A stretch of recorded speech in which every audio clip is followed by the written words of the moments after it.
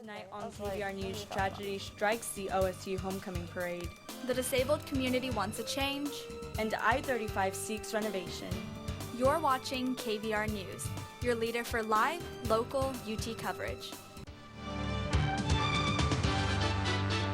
Broadcasting live from the Texas Student Television Studios at the University of Texas. You're watching KVR News at 9, Austin's leader for live, local UT coverage. Your news starts right now.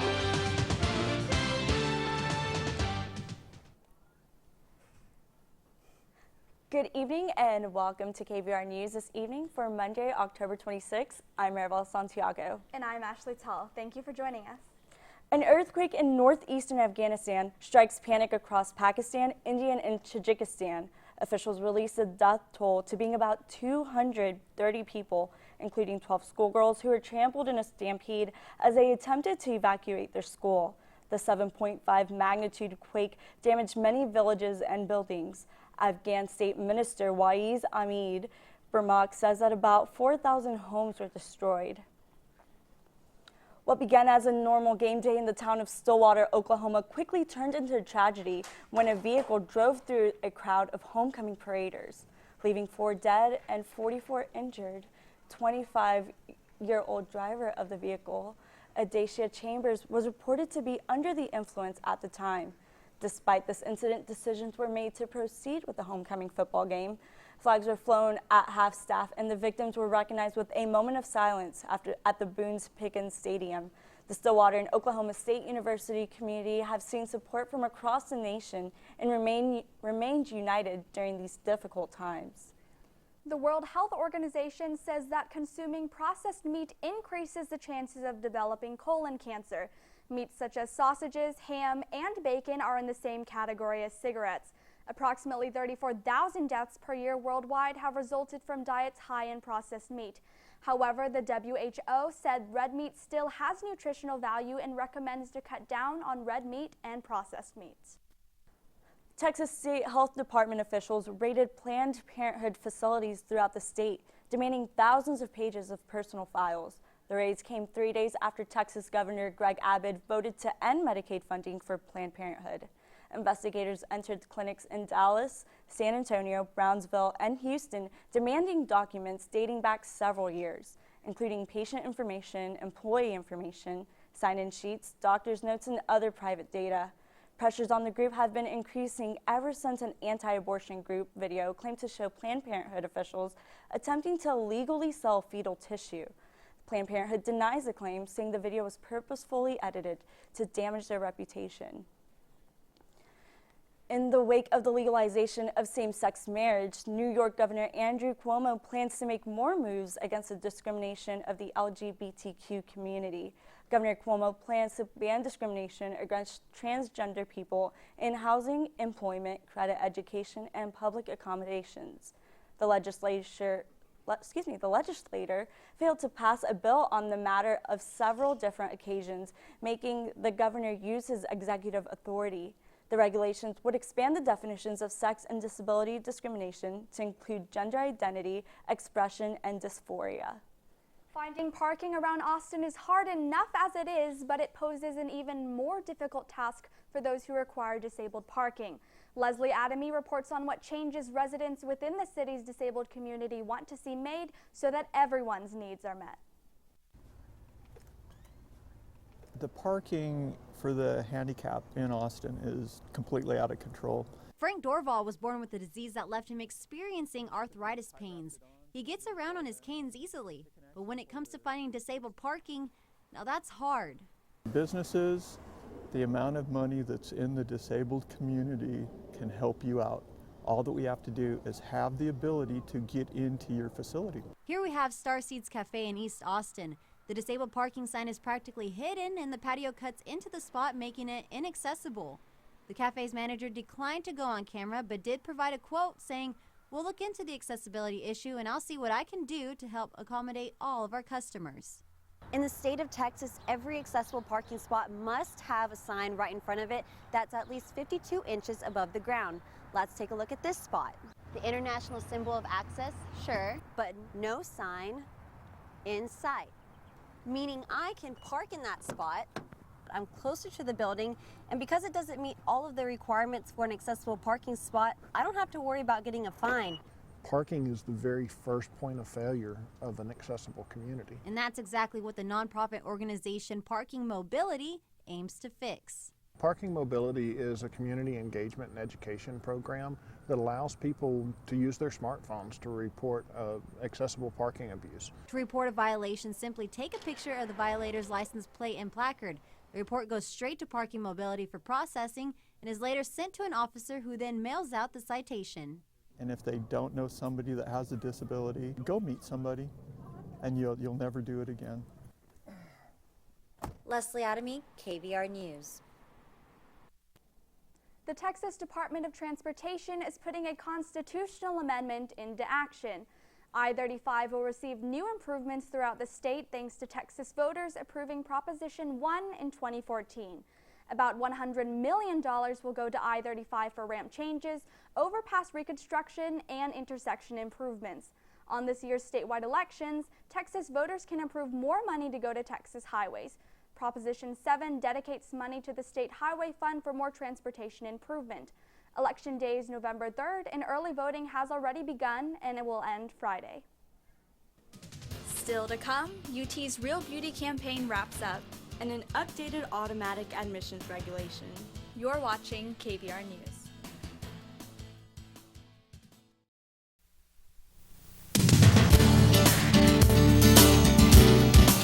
You're watching KVR News at 9. Your campus, your news.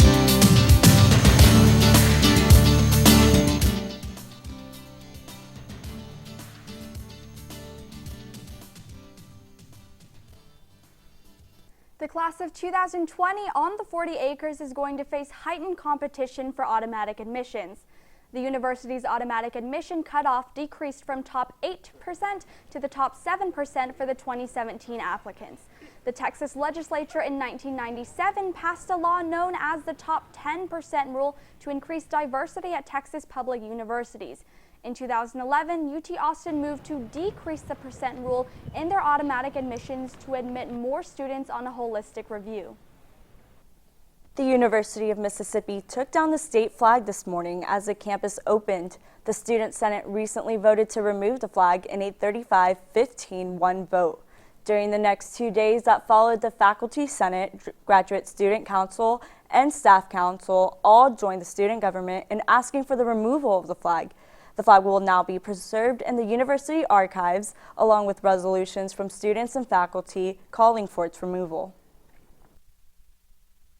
Cell phone apps and new video game consoles, gaming is appealing to a larger audience than it ever has in the past. Our Ashley Tsao examines the role of gaming and how it has an innovation in society.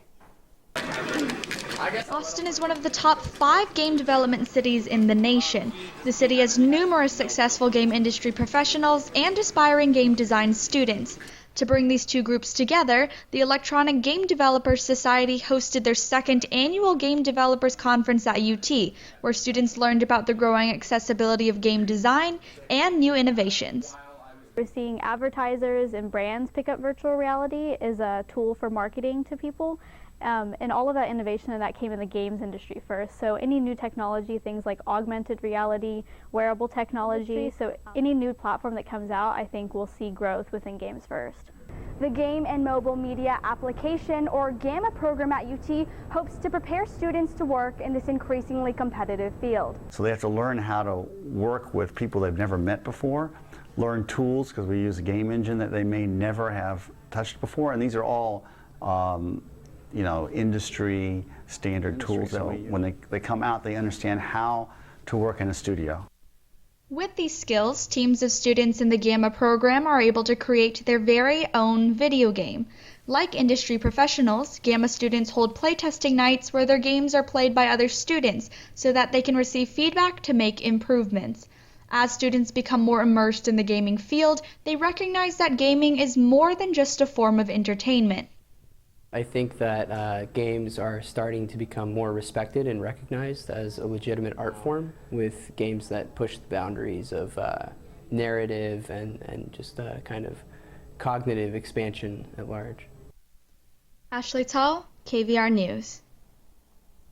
Researchers have discovered a new species of extinct pig-nosed turtles with the help of UT doctoral student Joshua Lively.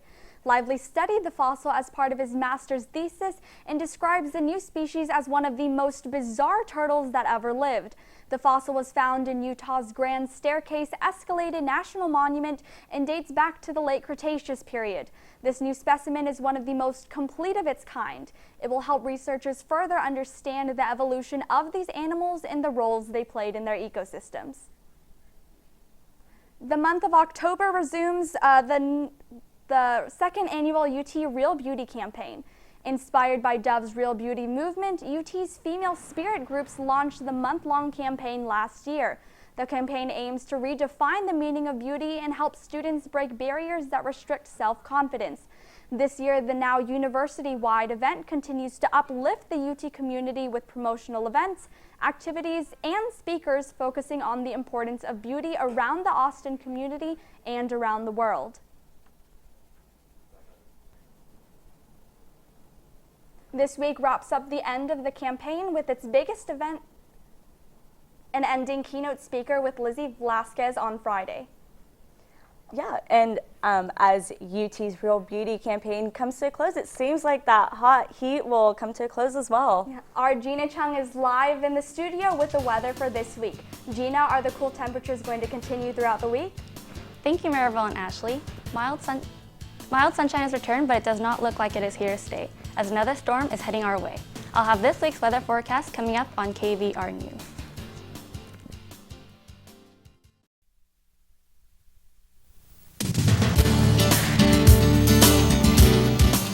Have a news tip or story idea? Call the KVR News tip line, 475-8181.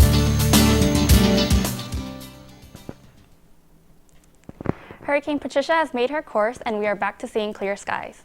Today's high was 77 degrees with the winds gusting at 20 miles per hour from the north, keeping high temperatures below normal. The El Niño pattern we have been expecting looks like it will finally be impacting our weather. The storm track will make its way through Texas, which will bring a series of storms towards the end of the week. Tonight, the temperatures are projected to drop to a low of 55 degrees. Tomorrow, we will expect sunny skies with a high in the 80s and a low of 55 degrees. We can expect similar temperatures for Wednesday. Thursday will be mostly sunny with a high near 78 and a low of 65. There will be 40% chance of showers in the evening, and heavy rains are expected on Friday into early Saturday. The winds may gust as high as 20 miles per hour. Halloween on Saturday will have a high near 79 and a low of 59. The day will start with a 70% chance of rain, but is currently expected to clear up before your evening trick-or-treating plans. Sunday, expect the worst of the storms to be over. We will see partly sunny skies with a high near 79 and a low of 56. It is nice to see the sun again after the rains this past week. Be sure to have an umbrella handy for the later portion of the week. Live in the Weather Center, Jina Chung, KVR News. Thank you, Jina. College Press will be in the studio to talk more about Longhorn sports after the break. Stay tuned.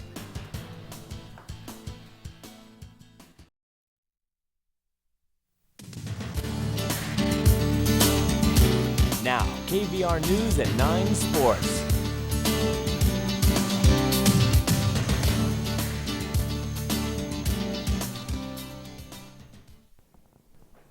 Welcome back to KVR News. I'm College Press Box's Eric Goodman. The Longhorn football team took on Kansas State this past Saturday, with the Horns gained their third win of the season. Let's go to DKR for the highlights to see what happened at this rainy showdown. It was cold, it was dark, it was very wet Saturday when the Longhorns took on Kansas State in their first game without Bevo 14 and first since the Oklahoma upset. Early on, Wildcats quarterback Joe Hubener runs into a brick wall named Jason Hall, and he's forced to leave the game with an injury. His backup, Cody Cook, comes in, but he is greeted by Malik Jefferson. Hit hard, and K-State punts and the Horns take over.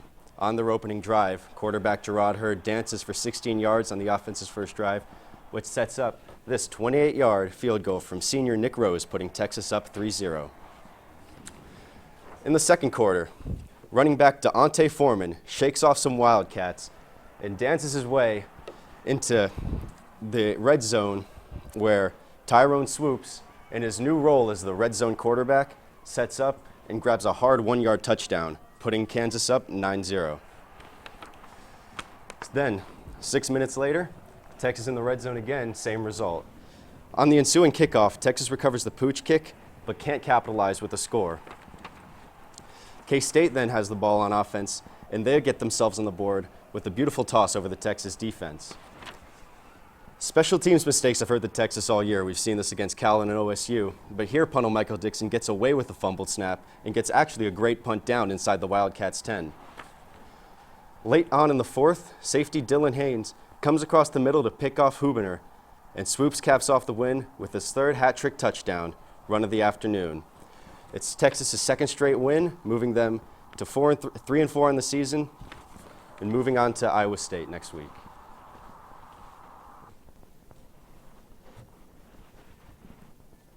KVR News' Loana Solis went out to DKR and spoke to some dedicated Texas fans who stayed at the game despite the heavy rainfall. Constant showers and floods over the weekend canceled and postponed many events all over Austin.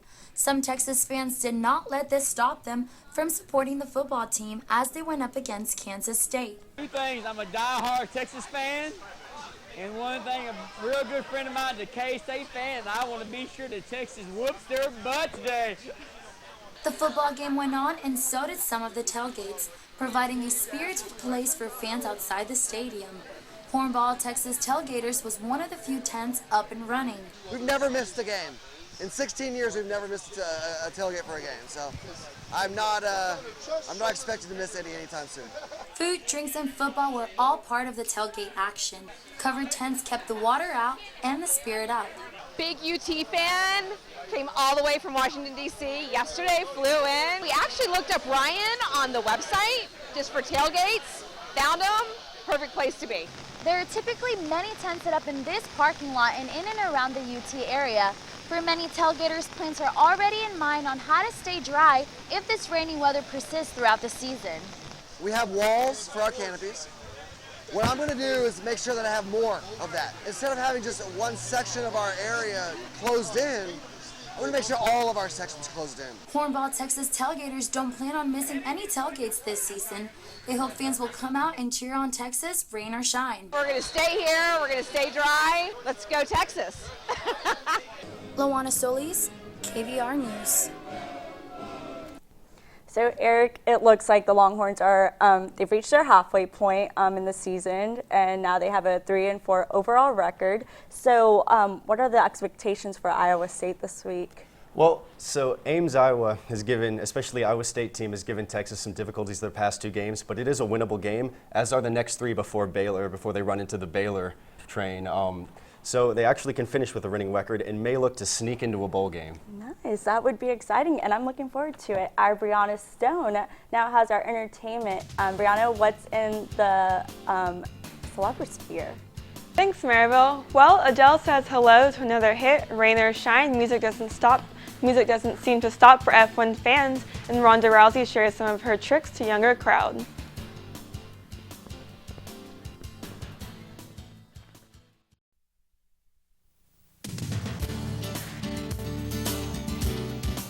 You're watching KVR News at 9.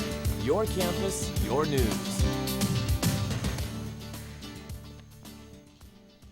Welcome back to KVR News. Hurricane Patricia may have canceled events all across Austin, but the rain sure did not stop artists from performing at this year's Circuit of the Americas Fan Fest. Hundreds of Formula One fans took a break from the races throughout the weekend to get a listen of artists both old and new. Singer-songwriter Elle King took the stage in the first night with her new hit single, X's and O's, and Trombone Shorty made his first ATX appearance since ACL Fest last year. Soul singer Mayer Hawthorne ended the second evening. A track fought with the rain. His Sick Beats the final night, and Public Enemy killed the fest with a special cameo by Flavor Flav, stealing the show on his hoverboard. The long-anticipated comeback of British singer Adele finally arrived at 2:30 a.m. on October 23rd. Her latest single, titled Hello, took the world by storm. After a matter of 24 hours, the music video generated 27.7 million views on Vivo, surpassing Taylor Swift's record. Hello became the fourth most played song on U.S. radio, as well as receiving more than 16 million views on YouTube. This song is projected to stay comfortably at #1 on the iTunes chart for a good amount of time. The 7-year-old daughter of actor Vin Diesel, Hania Riley Sinclair, not only has one of the toughest guys in Hollywood as her dad, but now also has the current UFC Women's Bantamweight champion as her judo trainer. Ronda Rousey met Diesel while on the set of Furious 7 and has since then helped his daughter earn an orange belt with stripes. During an interview with Fox Sports, Diesel said that he will do everything in his power to empower his daughter to be able to handle situations by herself. Guys, you better watch out for Hania Sinclair because she will not be one to mess with. That's all for your entertainment news. Follow us on Twitter for more updates at KVR News ENT. Marievel Santiago, thanks for joining us. And I'm Ashley Tsao. For news and weather updates, you can follow us throughout the week on our Twitter at KVR News. Stay tuned for College Press Box up next on Texas Student Television. Have a good night.